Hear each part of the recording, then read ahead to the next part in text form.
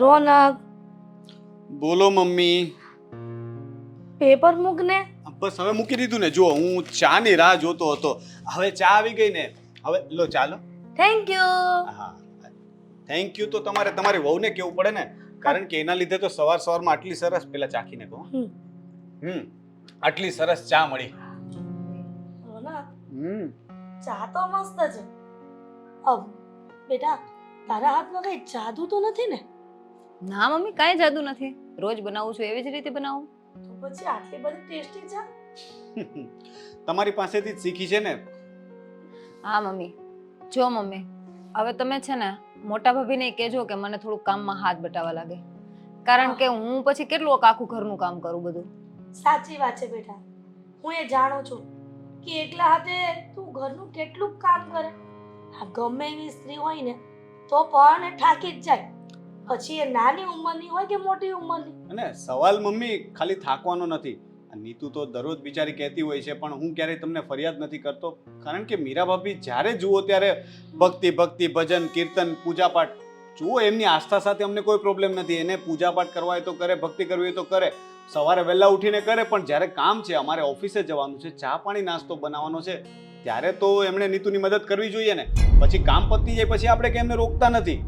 રોનક, હું જાણું છું, તું પણ જાણે છે અને આદિ પણ જાણે છે કે ઘરના કામમાં પહેલા ધ્યાન આપવું પડે, અને ભગવાનના કામમાં તો અમુક પુરુષો એનું નામ લઈ લેવાય, પણ એનો મતલબ એવો તો નથી ને કે ઘરના કામ સાઈડ ઉપર છોડીને પેલા ભગવાનની પૂજાપાઠ કરવાનું. હાસ તો વળી, અને ઘરે તો મંદિર છે, તમે વડીલ છો તો માય દેવસ્થાને જ ગણાય, તો તમારી સેવા કરે ને. હા બરોબર છે. દીકરા, આ બધાના મગજ સરખા હોત ને તો કાંઈ વાંધો નહોતો. હા, મારી નીતુઓ જોયું, લગ્ન થયા અને થોડા વખત થયા ને ત્યાં સેટ થઈ ગઈ હતી, અને એની જેઠાણી એની પહેલા ક્યાંય આવી છે તોય તે ખબર નહીં.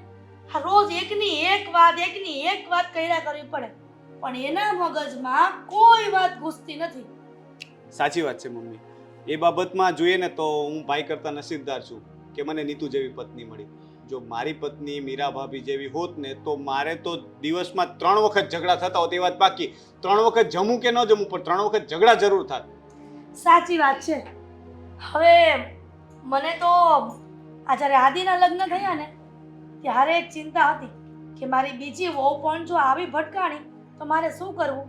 પણ એ તો સારું કહેવાય કે આ મારી નીતુ એકદમ મસ્ત ભટકાઈ છે, એટલે મસ્ત મળી છે એમ. હવે આ મોટી વહુના વખાણ ઊંધા કરીને મને એમ લાગે છે તારા એવા વખાણ કરીશ, પણ તારી સાસુને માફ કરજે હો. પણ મમ્મી થોડાક વખાણ મારા તો કરો.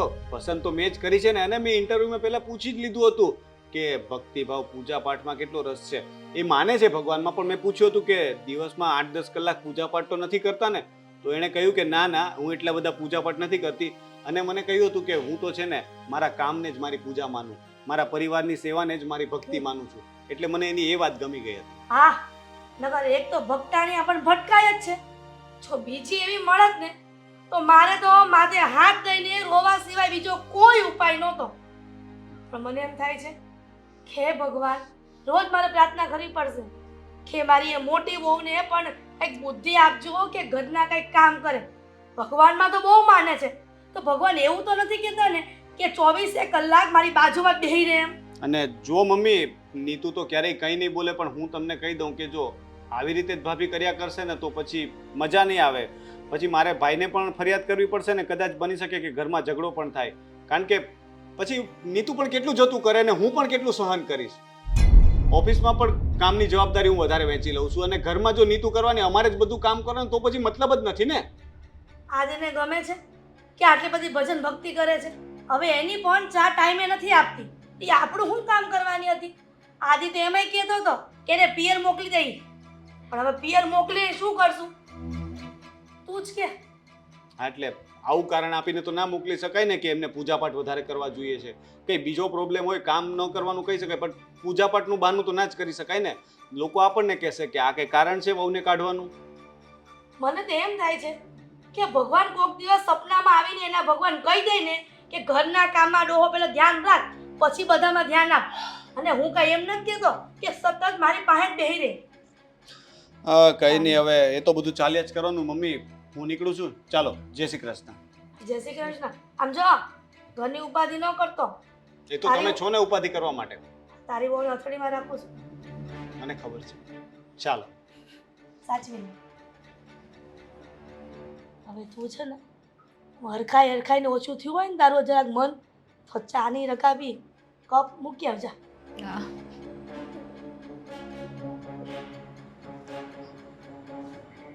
ખરેખર હો, આ મારી નાની વહુ એટલે નાની વહુ છે. જેવી મેં વિચારી હતી ને એવી એક તો વહુ નીકળી કામકિયાળી.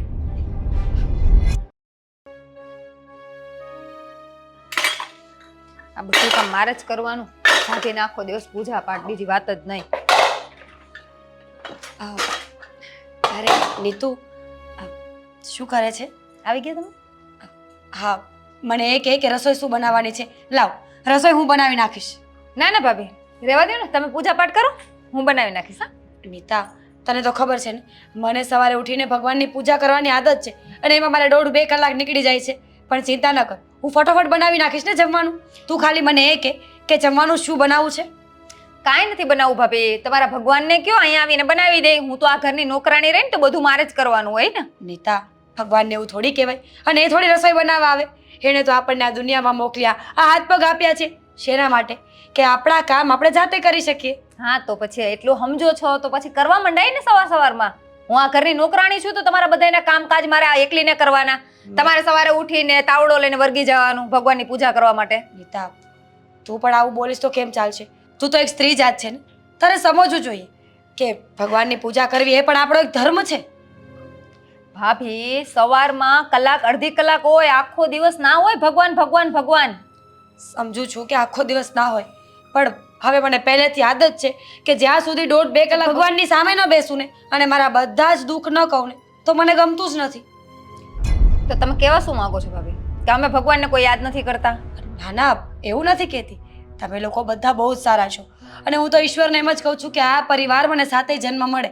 હું બહુ ખુશનસીબ છું કે તું મારી દેરાણી છે. તો પછી હું તમારી દેરાણી છું તો તમે એમ પણ કાં નથી સમજતા કે પરિવારના સભ્યો છે એ પણ એક ભગવાનનું જ રૂપ છે, એની સેવા કરવી એ પણ એક ભગવાન જ છે ને.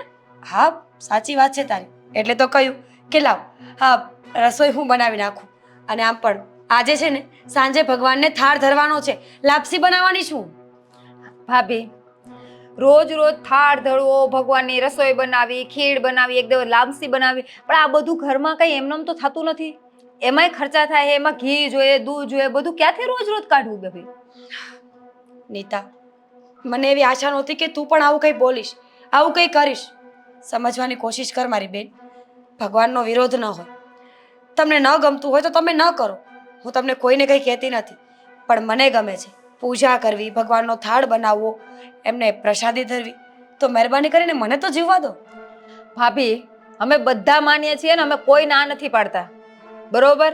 પણ આ રોજ રોજનું બધું લાપસી, ખીર, આ પૂડી, ઓલું આ બધું રોજ રોજનું ના હોય ભાભી. ઠીક છે, તું ના પાડે છે ને તો હું નહીં બનાવું લાપસી.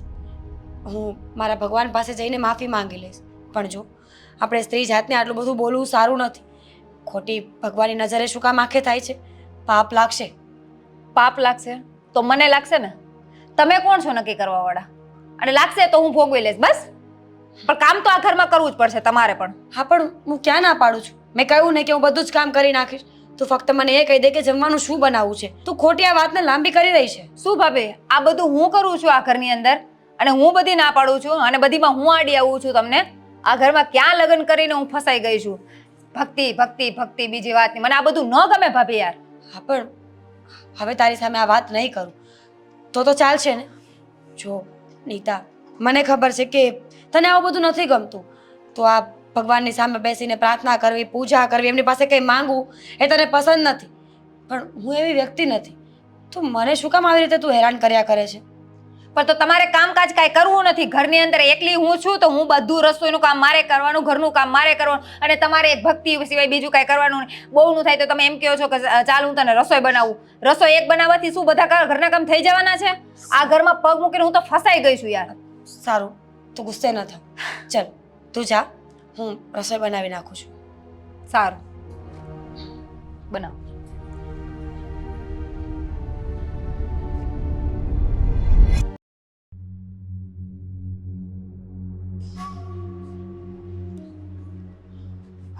થઈ ગયો રેડી ભાઈ? હા તો ચાલ નીકળી. હા નીકળીએ. હજી કે ઉતાવળ તો છે નહીં, પણ ભાઈ હું શું કહેતો હતો કે ભાભી સાથે થોડી વાત કરતો સારું. હવે શેની વાત કરે છે તું? શું વાત કરું એની સાથે? ભાઈ આ નીતુ છે ને હવે ડેઈલી ફરિયાદ કરે છે કે ભાભી છે ને ઘરકામમાં કાંઈ જ મદદ નથી કરતા. જ્યારે હોય ને ત્યારે પૂજાપાઠ કર્યા કરે છે, કંઈ ને કંઈ ભજન કીર્તન કર્યા કરે છે, અને ઓછું હોય ને તો સત્સંગમાં ચાલ્યા જાય છે. પહેલાં જ્યારે આવ્યા ત્યારે થોડું ઘણું હતું, ત્યાં સુધી ચાલતું હતું, પણ હવે નીતુના આવ્યા પછી તો એમણે કામ કરવાનું જાણે છોડી જ દીધું છે. નીતુ છે ને બધું સંભાળી લેશે, અને નીતુ બિચારી મૂંગા મોઢે કર્યા કરે ત્યાં સુધી એ તો જવાબ જ નથી આપતા, અને હવે તો ધ્યાન જ આપતા બંધ થઈ ગયા છે. અરે યાર હું સમજાવીને થાકી ગયો એને, પણ એ સમજવી જોઈએ કે નહીં? કોઈ વાત નથી સમજતી મારી. ખબર નથી પડતી કે આનું કરવું શું. પણ ભાઈ હવે તારી વાત નથી સમજતી તો બીજું તો કોઈને સમજાવી શકે એમ છે નહીં. તું ગમે તેમ કર પણ કંઈક તો કરવું પડશે ને, કારણ કે તારે તો ઝઘડા થાય છે, મને ખબર છે, મારી નજર સામે છે, પણ હવે આ બાબતને લીધે મારે ને નીતુ વચ્ચે પણ ઝઘડા શરૂ થઈ જશે. તું સમજે છે ને હું શું કહેવા માંગુ હા છું? હું સમજી શકું છું કે આ ઘરમાં છે ને એ વધારે ભગવાનમાં જ રહે છે, અને હું એ વસ્તુમાં માનતો નથી. છતાંય ખબર નહીં કેમ અમારી પત્નીને આટલું બધું શું ભૂત ચડ્યું છે કે ભગવાનને જ ભાળે છે. આ ઘરના કામ પડતા મૂકીને એ પહેલા પૂજાપાઠ કરવા બેસી જશે. મમ્મી પણ ફરિયાદ કરતા હોય છે કે મમ્મીનું કામ પણ નથી કરતા. મમ્મી એક ચા મંગાવે ને તો પણ કહે કે મારે 2 પાઠ કરવાના બાકી છે, પછી કરીશ, મારે આ કરવાનું બાકી છે. હવે મમ્મીની સેવા તો કરવી પડે ને. નીતુ પોતાનું કામ જાતે કરી લે, પણ મમ્મીને થોડું કહેવાય કે તમે હાથે બનાવીને ખાઈ લો કે હાથે ચા બનાવીને પી લો. મમ્મીને કહેવાતું હશે? ના ના સાવ સાચી વાત છે તારી. હા મમ્મી પણ ફરિયાદ કરે છે ને હું એ પણ સમજુ છું. આને મેં ઘણી વાર રોકી હશે. હા પૂજામાંથી ઘણી વાર મેં ઊભી પણ કરી દીધી છે, પણ તોય ખબર નહીં મારા ગયા પછી ફરી પાછી પૂજા પર બેસી જતી હશે. હવે તું ચિંતા નહીં કર, હું સમજાવીશ એને. હા ગમે તેમ કરીને હવે મારે કંઈક કરવું પડશે જેથી કરીને એ આ પૂજા પાઠ મૂકી દે. કંઈ નહીં, હવે તું સવારમાં મૂડ ખરાબ ન કર, વાત કરી લેજે. અને હું શું કહેતો હતો કે તું ઓફિસે નીકળજે, હું થોડો લેટ આવીશ. લેટ કેમ? અરે મેં તને વાત તો કરી હતી ને કે પેલા ફ્લાઇંગ કાર્ગો વાળાનું પેમેન્ટ લેવા જવાનું છે. ફ્લાઇંગ કાર્ગો ઇમ્પેક્સ વાળો પેલો હા તો આ નવી પાર્ટી જો ને મેં માલ આપ્યો હતો. હા તો એ નવી પાર્ટી ઉપર ભરોસો નહીં કરવાનો. અરે! જલ્દી પેમેન્ટ લઈને પછી જ નિરાતે ઓફિસે આવજે, પેમેન્ટ લઈને આવજે. હા તો જલ્દી લઈને જ આવીશ ને. 4 લાખનું પેમેન્ટ છે અને આજનો વાયદો છે, એટલે મેં તો વિચાર્યું છે કે ત્યાં જઈને રૂબરૂમાં જ લઈ લઉં. અને શું છે કે નવી પાર્ટી છે તો 2 ઘડી વાત કરું તો કદાચ નવો ઓર્ડર પણ મળી જાય. હા બરાબર છે. આ શાંતિથી નિરાતે વાત કરીને તું તારા સમય આવજે, બરાબર? હા અને તું પેલા શાહવાળાનો માલ છે ને ડિસ્પેચ કરાવી દેજે, અને એની જરાક પેમેન્ટની વાત, જૂનું જે પેમેન્ટ ડ્યુ છે ને એ ક્લિયર કરાવી દેજે. હા વાંધો નહીં, એ તો ત્યાં ઓફિસનું કામ બધું હું સંભાળી લઈશ. હા. અને રહી વાત આ ઘરની ચિંતા નહીં કરતો, અને મતલબમાં હવે ફોન આવે ઘરેથી તો પાછો તું એ ટેન્શનમાં નહીં રહેતો. હવે તારી ભાભી છે જ એવી એટલે થોડું ઘણું એવું ચાલ્યા જ કરવાનું છે, પણ હું કંઈ રસ્તો કાઢીશ. એ તો વાત સાચી છે, પણ આમાં કેવું છે કે નીતુ છે ને બધાની સામે કંઈ નથી બોલી શકતી, પણ પછી છે ને મને ફરિયાદ કરે છે. હવે મારે બધું એનું સાંભળ્યા કરવાનું. આપણે ધંધાના આટલા ટેન્શન લઈને બેઠા હોય, પાછી સાંજે આવું એટલે મારે એની આખી બધી મગજમારી સાંભળવાની. ક્યારેક તો હું પણ કંટાળું, પછી હું એને કંઈ કહું તો એને ખોટું લાગી જાય. સાવ સાચી વાત છે તારી. હા હું તો ખાલી એની સાથે સવાર સાંજ રહું છું, છતાંય તે મને આટલી તકલીફ પડતી હોય તો આ લોકો તો આખો દિવસ સાથે રહે છે, એમને તો કેટલી તકલીફ પડતી હશે. કંઈ નહીં, છોડ, ચાલ હું ઓફિસ જાઉં છું. હા તું જા, હું પેમેન્ટ લઈને આવું. હે ને એ લોકોએ છે ને 1/2 કલાક પછીનું મને ટાઈમ આપ્યો છે, એટલે હું થોડી વારમાં નીકળું. હા સારું. હા ને